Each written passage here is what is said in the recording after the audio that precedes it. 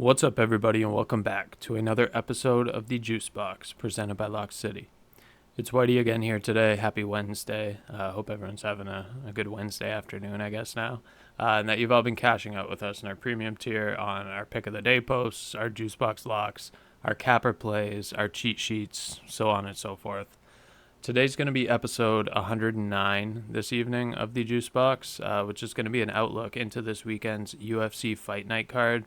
This one's going to be all the way over in Baku, Azerbaijan, with the main event being Jamahal Hill and Khalil Rountree Jr. But before we get into the weekend's main card, just a reminder, of course, you can join our premium tier Discord at whop.com/lockcity. That's WHOP.com/lockcity for only $5 a month.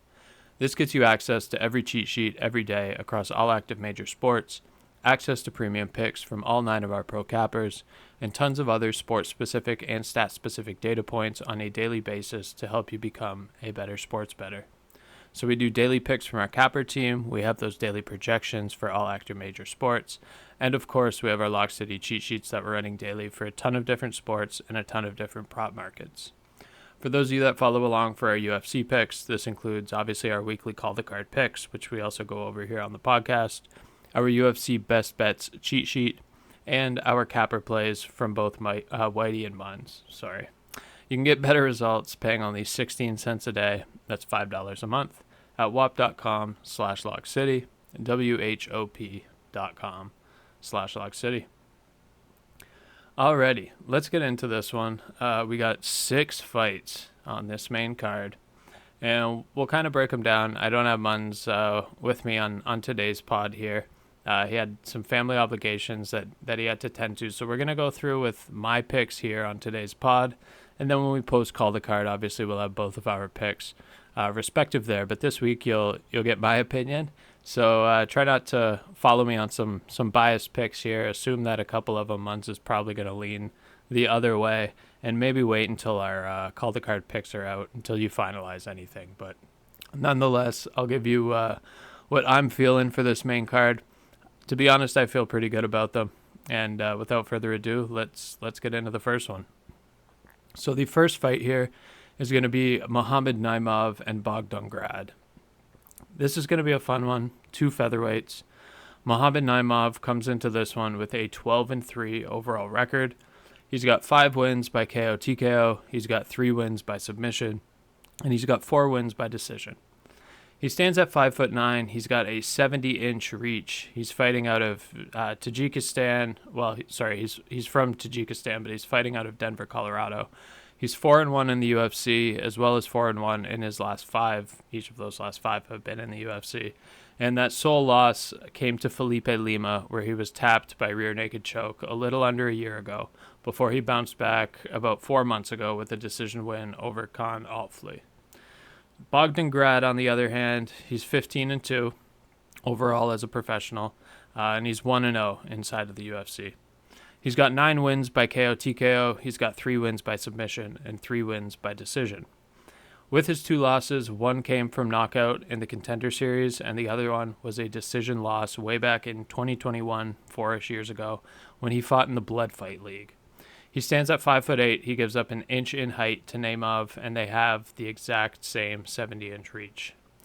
I got to go Naimov on this one. I think he's going to get the job done. I think he's the better fighter all around. He might be giving up a little bit here in terms of the striking department in regards to power, but Naimov has a big takedown threat, and as the fight progresses, I think Bogdan Grad's ability to throw big shots without being countered is going to kind of dwindle. He's not going to be able to throw those shots without worrying about getting countered with either punches or via takedown.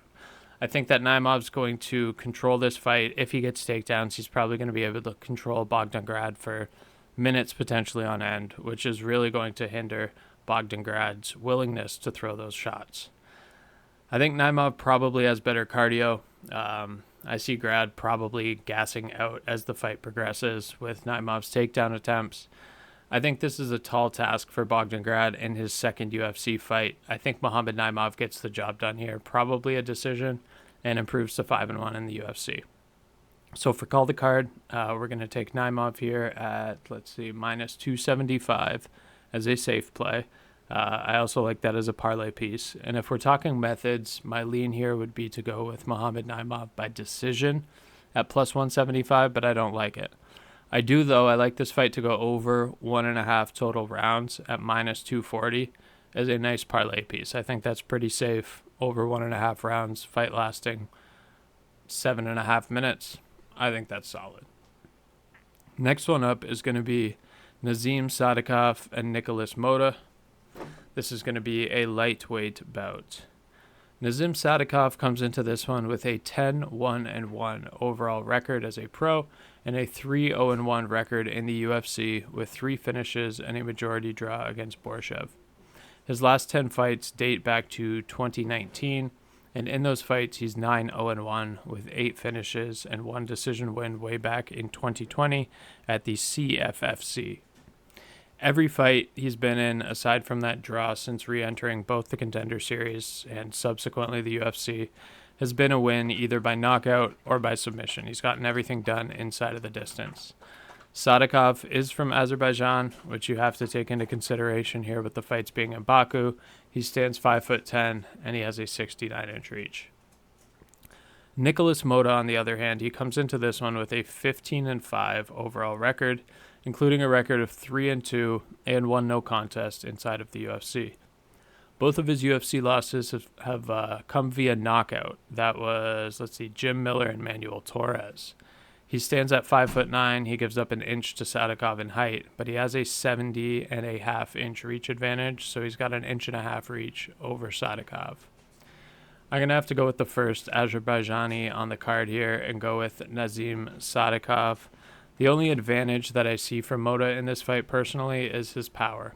Aside from that, I don't think there's a single category fight-wise that I would favor Motta in. This is the UFC, though. I mean, the power alone is one thing that can be a determining factor when all else fails, and we've seen that over and over again each and every weekend pretty much in this sport. So that is enough for Motta to get the job done, but I see more paths to victory for Nazim Sadykhov. I think he's going to get it done in front of his home crowd. I don't like the odds, but I'll take him here on the money line at minus 450 for call the card, and I'll eye Nazim Sadykhov to win by KO or submission as a double chance at minus 160 for a best bet in terms of method of victory for this one. Next one up is going to be Tofiq Musayev and Myktybek Orolbai. So this third fight, also going to be some lightweights. Tofiq Musayev is making his UFC debut for this one. He's coming into this bout with a 22-5 overall record as a pro. Of those 22 wins, 18 of them have come by knockout with 2 submissions and 2 decisions. He's a former Rizvan tournament champion. He's won the lightweight tournament championship over Patricky Pitbull before losing to Roberto de Souza in a submission for the vacant lightweight championship fight. Musayev is 5'10", and he has a 72-inch reach. Myktybek Orolbai, on the other hand, he's coming into this one. He's 13-2-1 overall as a pro, and he's 2-1 in the UFC, coming off of a tough decision loss to Rizvan. Of his 13 wins, he's got 11 by finish, he's got 6 by knockout, and he's got 5 by submission, as well as 2 wins by decision. Both of his losses come by decision. He's durable. He's not yet been finished in his career. Orolbai is 5'10" with a 74-inch reach, so he's got a 2-inch longer reach than Musayev, and they're the exact same height. I'm tired of taking these guys, to be honest, from other promotions that are or were hyped up and are now making their UFC debut. I'm not going to get burned on one of these again, so I'm taking Myktybek Orolbai on this, and for a number of reasons. He's a dog, he's got really good kickboxing style, he's incredibly versatile, and he's built like a caveman. He's only 27 years old, he's coming into his prime, he's 8 years younger than Musayev, and despite Musayev being in front of his home country, this one I just can't see him beating Orolbai here on Saturday. Orolbai's going to keep the pressure the whole time. We've seen him go the whole 15 time and time again. I think this is going to be a nice welcome to the UFC moment for another MMA veteran. Give me Myktybek Orolbai. Moneyline is minus 170 for call the card. And Orolbai, I think by decision, is going to be our best method of victory at plus 200. All right, moving on. We got, I think, feature fight of the night now. Yeah, Curtis Blaydes and Rizvan Kuniev. So this one's going to be a heavyweight showdown. Curtis Razor Blaydes taking on Rizvan Kuniev, also in his UFC debut, coming off of 2 knockout wins in Dana White's Contender Series. Rizvan Kuniev is 13-2-1 as a professional. He's got a wushu base. He's versatile in his methods of victory. He's got 6 wins by knockout. He's got 3 by submission, and he's got 3 by decision. He hasn't lost a fight in nearly 10 years, and he makes his UFC debut at heavyweight here at 32 years old. He stands 6'4", and he has a 76-inch reach. Curtis Blaydes is an absolute staple in the UFC heavyweight division. He's 18-5 overall as a pro, with 13 of those 18 wins coming by knockout and the remaining 5 coming by decision. The biggest question around Curtis Blaydes, I would say, coming into this fight will be his chin. 2 of his last 3 fights have resulted in him getting knocked out, albeit it was Tom Aspinall while challenging for the interim heavyweight belt and Sergey Pavlovich. So both of those guys extremely heavy hands. Blaydes is also 6'4". He has a 4-inch reach advantage here, coming in at 80 inches. Same sort of idea here for me as the last fight, I would say. This is the 3rd time that this fight's been booked, and I just don't see Rizvan Kuniev taking out the heavyweight staple of Curtis Blaydes on his first fight in the UFC. If he does, kudos to him. If Kuniev's able to stop the takedowns, I think Curtis Blaydes is going to have a problem. But the fact that this is his UFC debut and it's been rebooked 3 times and the UFC wants him to fight Blaydes so badly has me thinking there's kind of a reason to it. I'm not going to overlook it, though. I'm going to go Curtis Razor Blaydes in this one on the money line. Minus 250. I don't love that.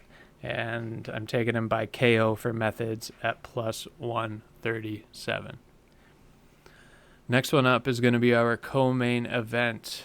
This is going to feature the lightweights Ignacio Bahamondes and Azerbaijani native Rafael Fiziev.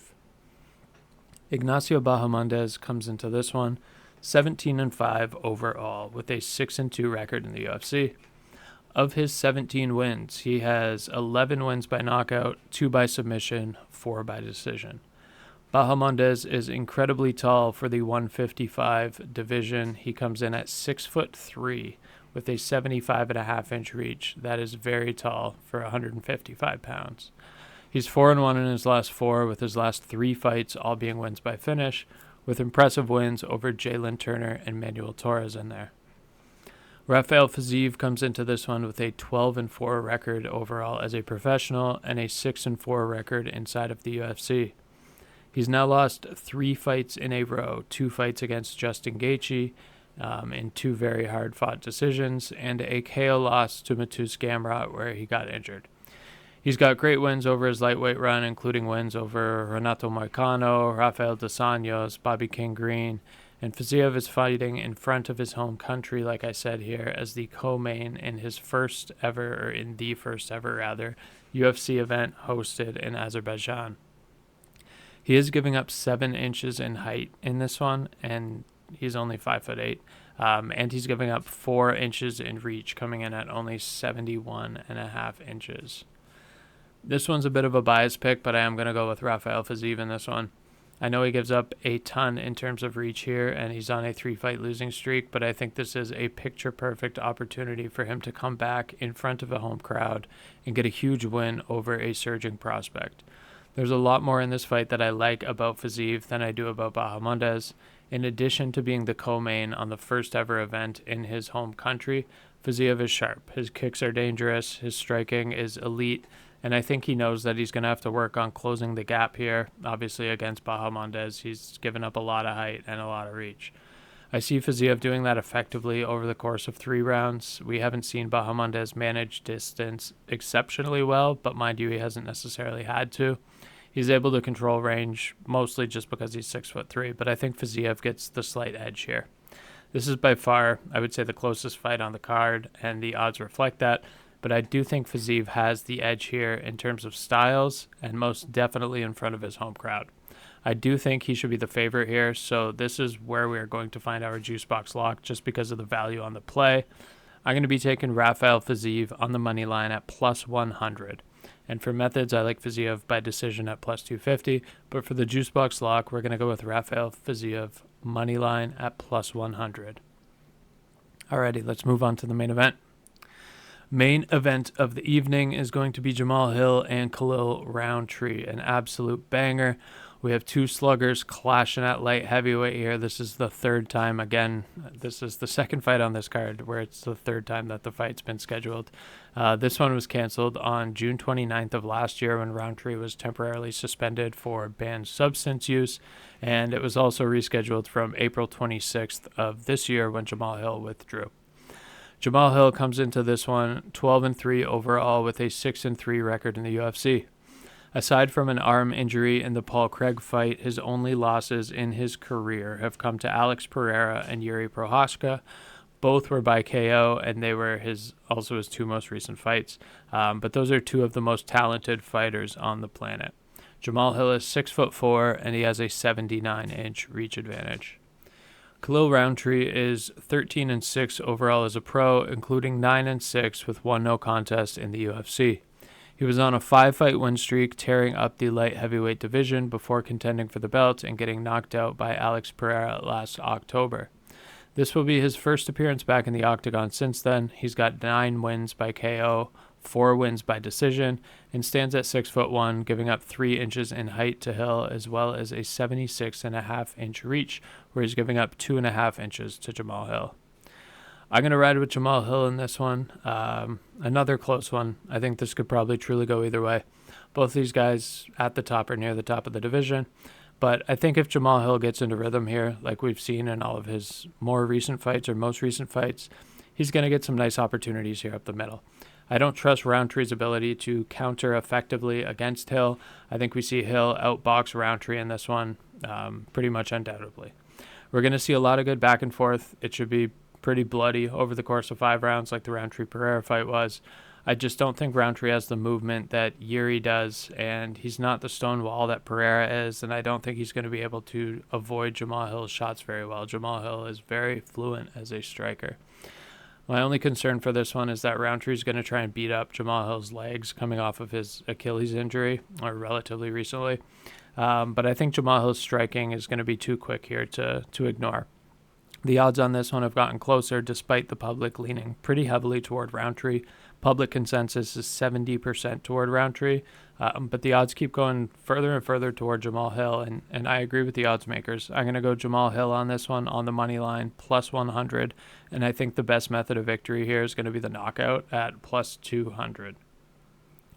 So overall, in terms of a call-the-card parlay, we're going to be going with top to bottom with the 6 fights. Mohamed Naimov on the money line, Nazim Sadykhov on the money line, Myktybek Orolbai on the money line, Curtis Blaydes on the money line, Rafael Fiziev on the money line, and Jamahal Hill on the money line. That comes out to plus 1382. Best odds I could find are on Bet365. And for the JuiceBox Lock of the day, best odds I could find were also on Bet365. That's going to be plus 100 Rafael Fiziev on the money line. All right, y'all. That is it for this week. Looks like it should be a pretty entertaining weekend of fights, so let's hope for a lot of finishes. Last weekend's card had no finishes at all on the main card. Very boring to watch. Muns and I had some pretty disappointing results. We both went about 500, which for us is not good. So we're coming back here this weekend. A lot of bangers. Curious to see what Muns is going to play here. These are the 6 guys that I am running with this week, and hope those that tail, we get some nice cash here. Take care, y'all. See y'all this weekend on Saturday in main chat and in the UFC chat in the server. Peace.